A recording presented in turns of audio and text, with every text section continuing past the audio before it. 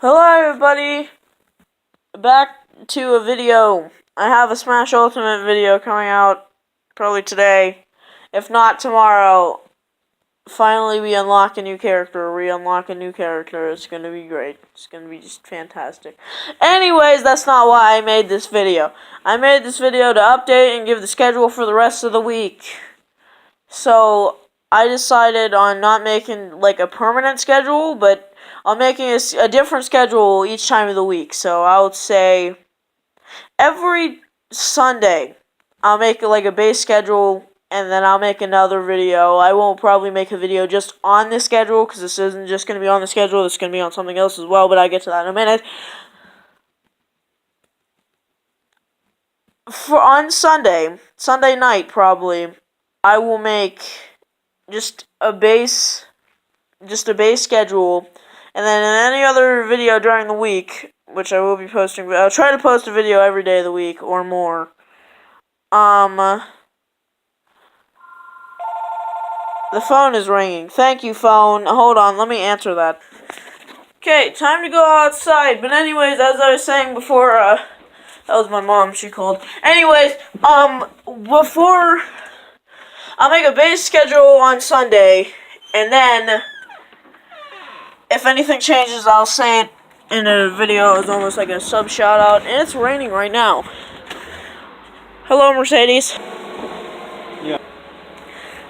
Anyways, yeah, and I have a oh boy. Okay, well it got a bit stormy. Anyways, that was not the main topic of this video. The main topic of this video is teachers. 2, since I already did a video just on teachers. And so this is going to have a double meaning, because there's also going to be another thing. So, first thing, teachers. I understand, they're there to give you an education. But sometimes you think they take their sayings of you can do better a bit too far. Well, my teachers do. Like saying that you can't do this, you'll never be able to do this, and things like that. And, yeah, I'm only going to talk a short while about teachers, but I do have to sprinkle in some good teachers. My one good teacher, Miss Harold. She is a good teacher because she makes me excited for the material, and I love it. And I love that because she's a good teacher. She segues into the... no, I'm mixing up two things. She makes you excited to learn the material, and then you actually do learn it. And it sticks with you.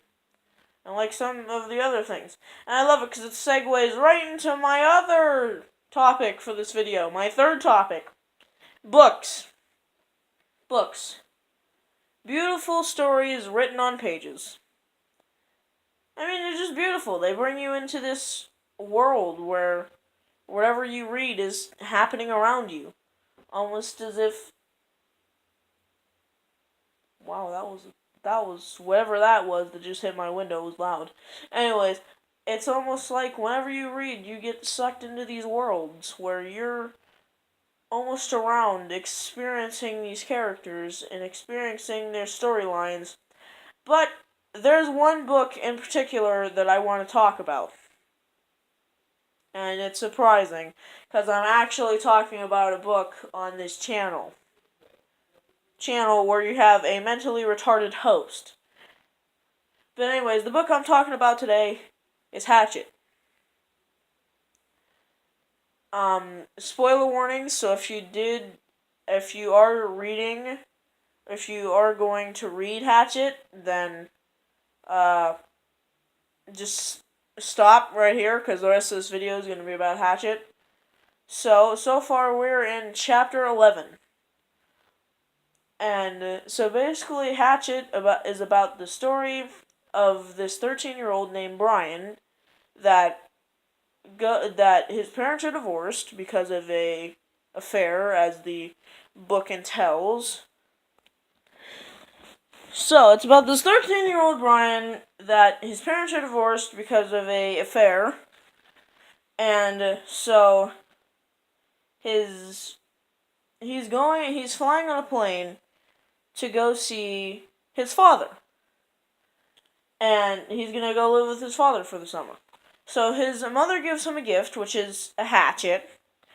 And so while they're flying, the captain comes up. And the captain calls him to the quarters, calls him to the cockpit, and then lets him pilot the plane. Well, they're piloting for about an hour, 45 minutes, and the pilot ends up having a heart attack and dies. Very scary. So then Brian has the decision to take the plane down right now and just end it, or fly the plane off course, may I mind you, because of, all the spasms of the pilot. There's a really dark thing, and that's in chapter 1 that freaking scarred me. This book scarred me at the beginning. I didn't even want to read this book anymore. But, so he goes with the choice to fly the plane until it runs out of gas. So, he has to go and look for a pond. Or something watery, something lakey, that he can land the plane in, because there's like 1/4 of the gas left, and he's flying over a forest. And there's lakes everywhere. And then when the plane finally basically runs out of all of its gas, there's nothing but trees. So if he tried to go down in the trees, quote, "If I tried to go down in the trees, the wings would be torn apart." So what happens is he finds this he finds this lake basically, finally. And what ends up happening is he can't land it quite right, so it ends up ripping the wings off of the plane, and the plane goes into the lake. So we fast forward a bit, after him getting eaten up by mosquitoes, almost drowning in the water because he couldn't get his seatbelt strap off. Then we go to him he found a shelter. It's almost like a little dome with an overhang. And next thing, he goes to go look for some food. He ends up finding some berries and overstuffs himself and ends up getting sick. Then maybe a few hours later, he goes out to go get more berries and ends up coming into an encounter with a bear. And the bear doesn't harm him, and he stays completely still. The bear grabs the rest of his berries in his mouth and leaves. And all of a sudden, Brian starts running the other way as fast as he can.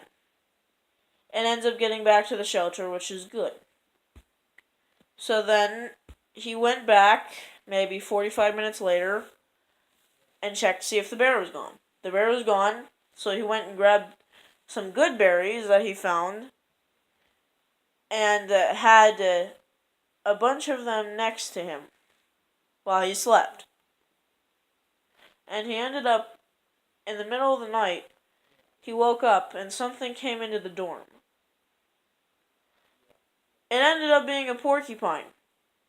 And after the porcupine started walking on his leg, he ended up kicking it and throwing the hatchet at it, which hit the stone wall and almost broke it. And he got stabbed with a bunch of quills right in his leg.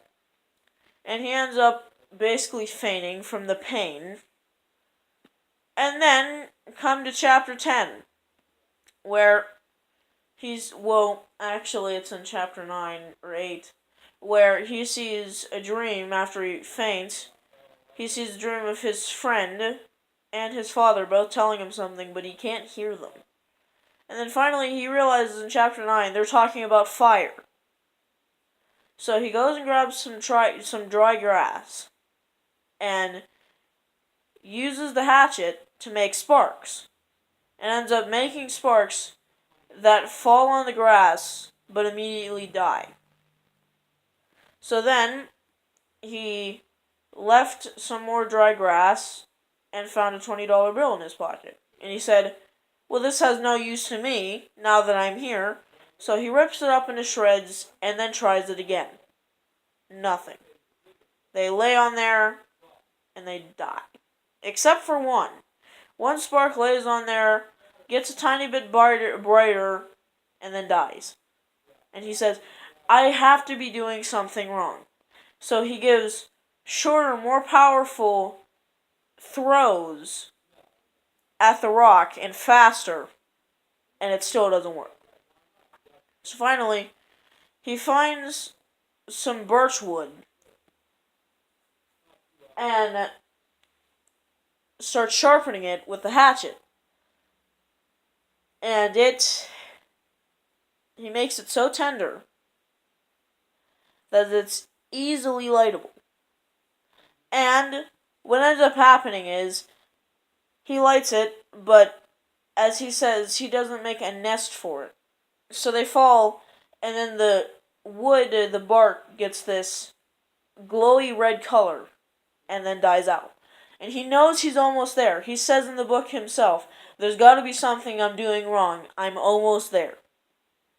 So he makes a little nest, makes a thumbprint in the middle of it, puts the birch wood in, lights it, gets a bit brighter, and then dies. He does it again, but this time he remembered something from his old science class where for fire to stay alive, it needs oxygen. So he blew on it real softly, and once he ran out of breath, it burst into flames. And he had himself a fire. And, in the next chapter, something else walks into the dorm. Then walks out. Then walks back in. Then walks out. So, he digs something. And ends up finding, I want to say, maybe around 12 turtle eggs. And ends up eating 5 of them. And unshelling the other ones and cleaning the insides out. And then literally has to turn away and say, no, I need to save these. So he saves 5 for each day of the week. And that's where I got to in the story. And I'll probably do more on this story. Yeah, if you like that, this is like an update / teachers / book report sort of thing. But anyways, if you like that video and you want to see more of this, because I actually kind of like doing that, make sure to subscribe, comment, like, and hey, hit the notification bell so you're notified when I make brand new videos, and I'll talk to you guys later.